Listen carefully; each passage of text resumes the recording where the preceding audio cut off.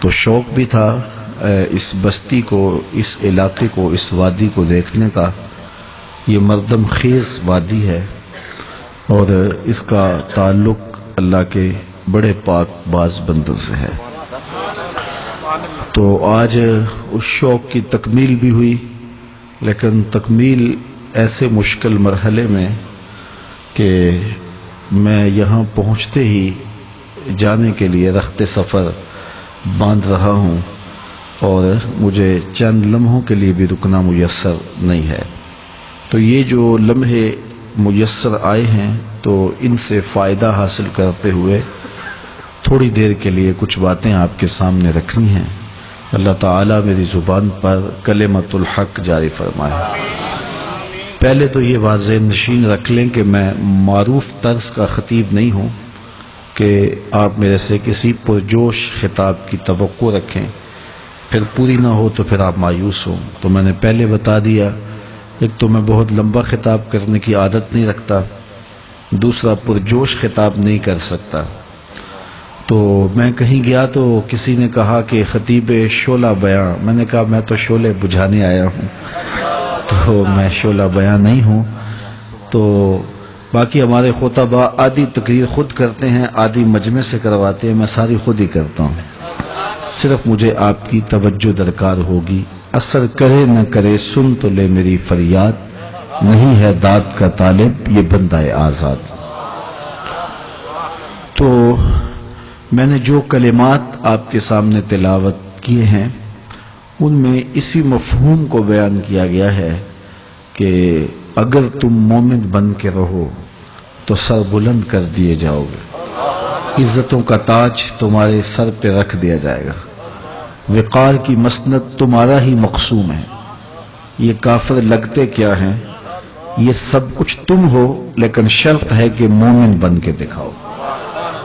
پھر وقار، عزت، آبرو سب کچھ تمہارا مقسوم ہوگا۔ آج تو 1 ارب 50-60 کروڑ مسلمان دنیا پہ بستے ہیں۔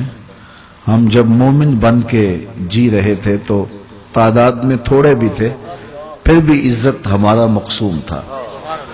اور بلکہ بہت پیچھے چلے جائے تو وہ کہانی ہم نہیں بھول سکتے جب ابو جہل نے اپنے جاسوس کو بھیجا وہب بن عمیر کو کہ جا دیکھ کے آ مسلمانوں کی تعداد کتنی ہے۔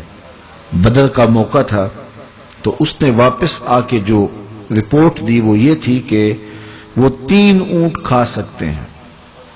100 آدمی 1 اونٹ کھاتے تھے تو اس نے کہا 3 اونٹ کھا سکتے ہیں، مطلب کیا کہ 300 سے کچھ اوپر یا کچھ نیچے ہیں۔ میں خوب وادیاں دیکھ آیا ہوں، ٹیلے بھی دیکھے ہیں، پیچھے کوئی لوگ انہوں نے چھپا کے نہیں رکھے، کوئی کمک نہیں ہے، بہت تھوڑے لوگ ہیں، آلات حرب و ضرب بھی ان کے پاس محدود ہیں اور بدن پہ لباس بھی پورا نہیں ہے، کھانے کے لیے وافر اشیاء بھی ان کے پاس نہیں۔ تو جب یہ بات بطور رپورٹ پیش کی وہب بن عمیر نے تو ابو جہل نے صنادید قریش کو اپنے خیمے میں بلایا اور کہا وہب کی رپورٹ سنو اور لڑائی کی نوبت صبح نہیں آئے گی، رسیاں اکٹھی کرو، صبح انہیں پکڑیں گے، اونٹوں کے ساتھ باندھیں گے اور جا کے کعبۃ اللہ کے آس پاس دیواروں کے ساتھ جکڑ دیں گے، دنیا کو ان کا تماشا دکھائیں گے کہ یہ نیا دین لے کر آئے تھے۔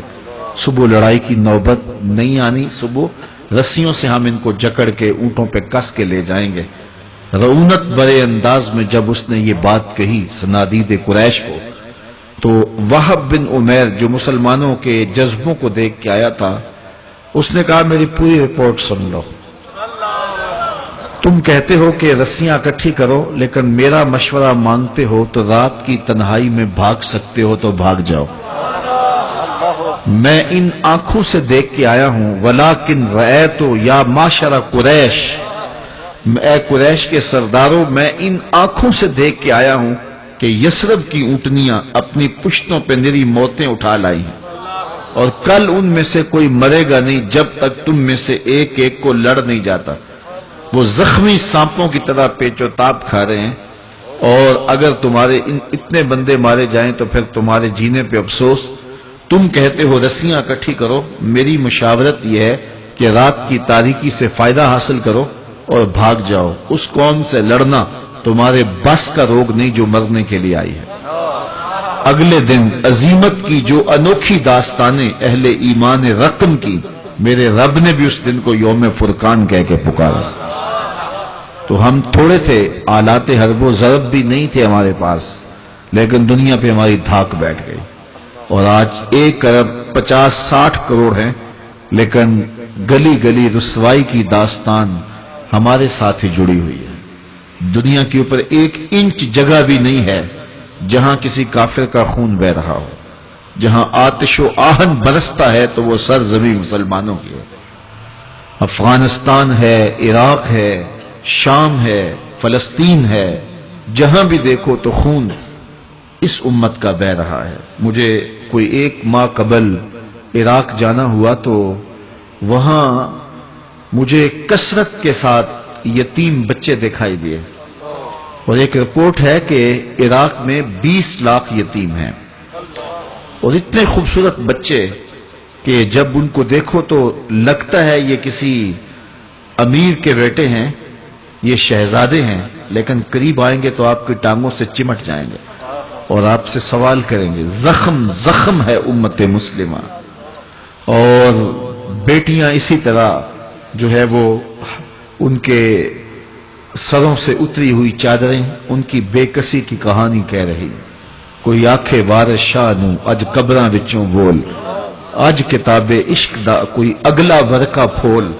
ایک روئی سی تی پنجاب دی تو لکھ لکھ مارے وین، اج لکھاں تیاں دیس تیرے دی وارث شاہ تینو کہن. آفیہ بیٹی قوم تیرے دی رووے تے کرلاوے، کیڑا او دے اتھرو پونجے کیڑا چپ کراوے.